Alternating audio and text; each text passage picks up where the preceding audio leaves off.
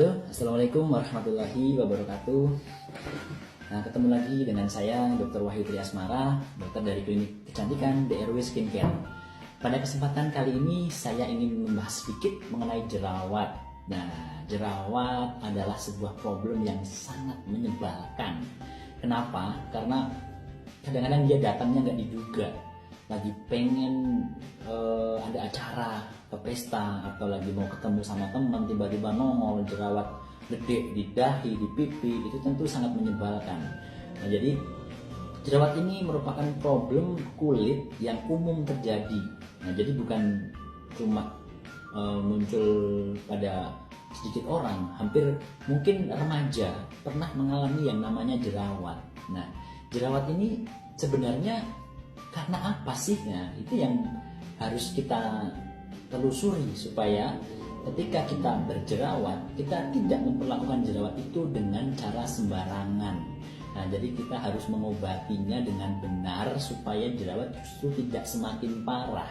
Nah, kadang-kadang kita anggap jerawat itu sebuah hal yang biasa saja, tapi ternyata kalau dibiarkan, jerawat dapat membuat kulit kita menjadi rusak. Kadang-kadang kita pencet sembarangan, jadinya berlubang atau jadi flek yang susah hilang. Nah, itu yang menyebabkan kita menjadi terganggu gitu ya. Jadi wajah kita menjadi kurang baik. Nah, seperti itu. Nah, pertama-tama yang perlu teman-teman ketahui, jerawat itu timbul biasanya pada usia-usia remaja. Jadi pada usia-usia pubertas. Hal ini disebabkan karena hormonal. Nah, pengaruh hormonal ini akan memicu pertumbuhan jerawat karena produksi minyak yang berlebihan.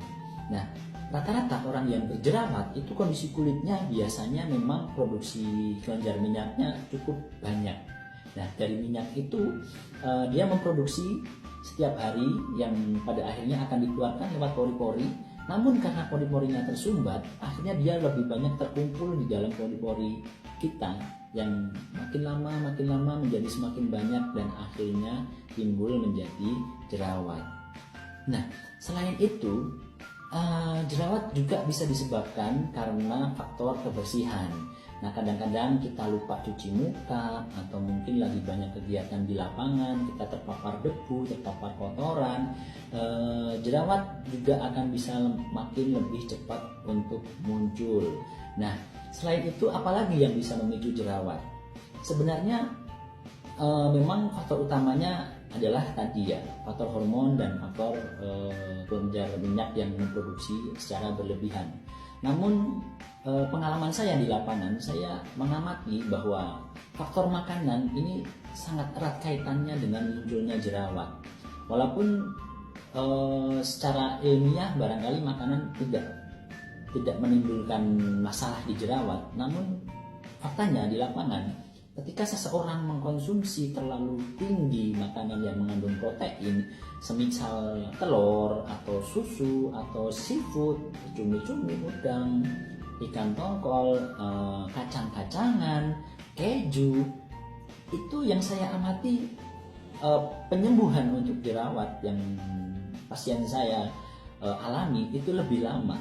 Tapi ketika mereka bisa mengurangi konsumsi makanan tersebut, alhamdulillah jerawat akan makin lebih cepat membaik.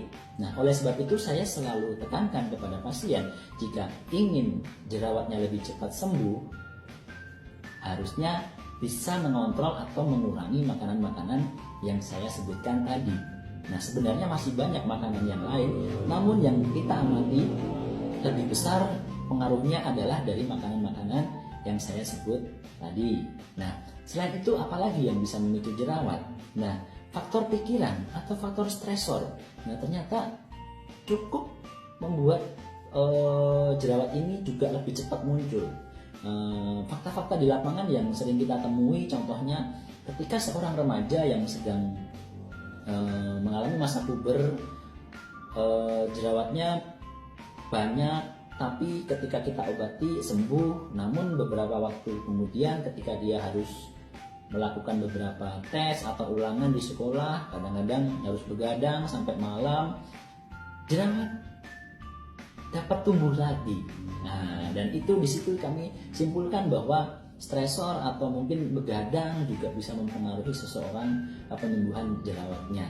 Nah, itu adalah beberapa faktor yang mungkin banyak terjadi di lapangan ketika kita menghadapi pasien dengan keluhan jerawat.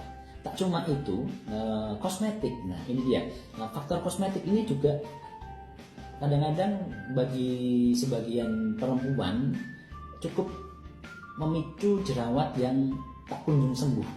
Nah, cuma karena faktor keterpaksaan. Nah, kadang-kadang kita karena perempuan itu kerja harus pakai bedak padat atau alas bedak foundation, mereka mau nggak mau tetap memakai itu, dan kadang-kadang jerawatnya jadi susah sembuh. Namun ketika kita sarankan untuk berhenti memakai bedak padat, alhamdulillah jerawat juga akan lebih cepat untuk membaik. Dan dari situ kita simpulkan bahwa bedak padat atau alas bedak yang sifatnya agak berat di kulit ternyata memang sangat mempengaruhi dari penyembuhan jerawat itu sendiri. Oleh karena itu, saya tekankan selalu kepada pasien-pasien saya, walaupun secara istilahnya penelitian mungkin itu belum terlalu dibahas atau belum terlalu dalam tentang faktor-faktor dari kosmetik tersebut, tapi menurut saya secara pengamatan hal ini sangat mempengaruhi terhadap keberhasilan seseorang ketika mengobati jerawat mereka. Nah, dari faktor-faktor ini kita dapat menyimpulkan bahwa jerawat ini bukan sekedar istilahnya disebabkan oleh 1-2 penyebab saja. Jadi multifaktor yang bisa menyebabkan seseorang mengalami jerawat dan tak kunjung sembuh. Oleh sebab itu, dengan harapan kami dengan edukasi atau penyampaian saran-saran kepada nasihat-nasihat kepada pasien, dan ketika mereka dapat mematuhi atau mengikuti apa yang kita sarankan, pengobatan jerawat ini akan menjadi lebih cepat baik. Nah, tentu saja keberhasilan pengobatan jerawat bukan sekedar dari obat atau dari produk saja, tapi memang lebih banyak kita tekankan akan kesadaran dari pasien untuk menjaga atau merawat diri di rumah, supaya hasil dari perawatan itu menjadi lebih cepat berhasil. Nah, mungkin penyebab-penyebab jerawat tadi hanya sebagian kecil yang sering kita amati di klinik terhadap pasien. Nah, barangkali di luaran itu masih ada beberapa faktor lain yang memicu jerawat, namun saya kira hal tadi sudah cukup mewakili faktor-faktor utama yang memicu jerawat, sehingga teman-teman menjadi lebih waspada, dan harapan kita menjaga betul supaya hal-hal semacam tadi yang saya sampaikan bisa membuat pengobatan jerawat menjadi lebih mudah dan cepat berhasil. Nah, saya kira itu yang bisa saya sampaikan. Mungkin di lain kesempatan saya akan membahas lagi tentang bagaimana secara detail mengobati jerawat supaya lebih cepat berhasil. Nah, Assalamualaikum warahmatullahi wabarakatuh.